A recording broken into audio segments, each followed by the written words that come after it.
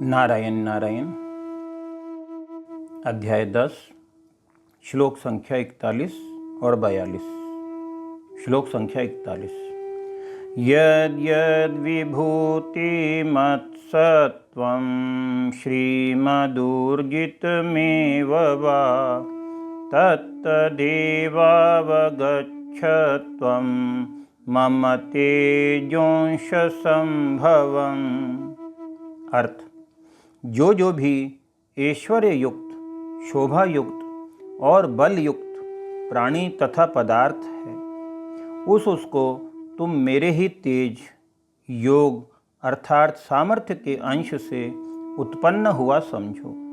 व्याख्या: संसार की सत्ता, महत्ता और संबंध ही मनुष्य को बांधने वाले हैं।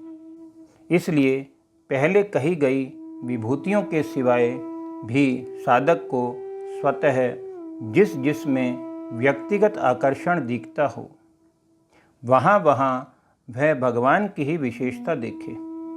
इससे वहाँ उसकी भोग बुद्धि न होकर भगवत बुद्धि हो जाएगी, तो उसके अंतःकरण में भगवान की सत्ता, महत्ता और उनसे संबंध हो जाएगा। मनुष्य में जो भी विशेषता आती है वह सब भगवान से ही आती है। अगर भगवान में विशेषता ना होती तो वह मनुष्य में कैसे आती? जो वस्तु अंशी में नहीं है वह अंश में कैसे आ सकती है? जो विशेषता बीज में नहीं है वह वृक्ष में कैसे आएगी?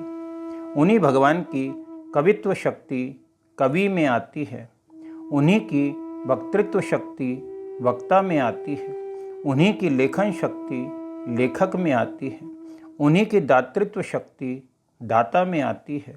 जिनसे मुक्ति, ज्ञान, प्रेम आदि मिले हैं, उनकी तरफ दृष्टि न जाने से ही ऐसा दिखता है कि मुक्ति मेरी है, ज्ञान मेरा है, प्रेम मेरा है।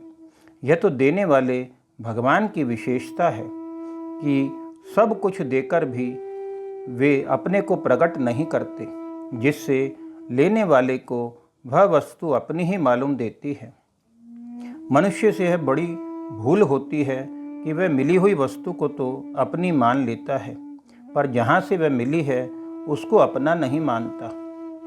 परमात्मा संपूर्ण शक्तियों, कलाओं, विद्याओं आदि के विलक्षण भंडार हैं। शक्ति जड़ प्रकृति में नहीं रह सकती, प्रत्युत चिन्मय परमात्म तत्व में ही रह सकती है। जिस ज्ञान से क्रिया हो रही है वह ज्ञान जड़ में कैसे रह सकता है?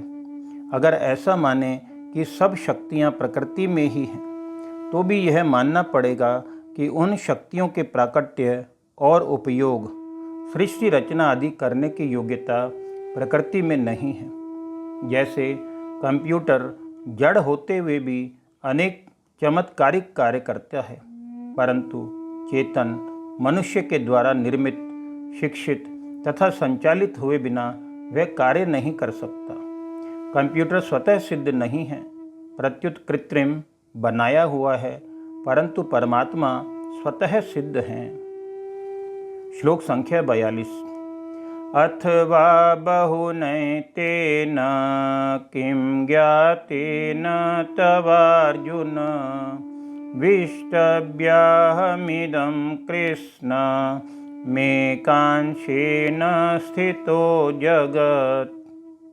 अर्थ: अथवा हे अर्जुन, तुम्हें इस प्रकार बहुत सी बातें जानने की क्या आवश्यकता है, जबकि मैं अपने किसी एक अंश से इस संपूर्ण जगत को व्याप्त करके स्थित हूँ। अर्थात अनंत ब्रह्मांड मेरे किसी एक अंश में है।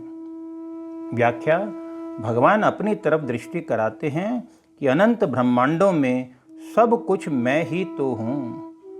मेरी तरफ देखने से फिर कोई भी विभूति बाकी नहीं रहेगी।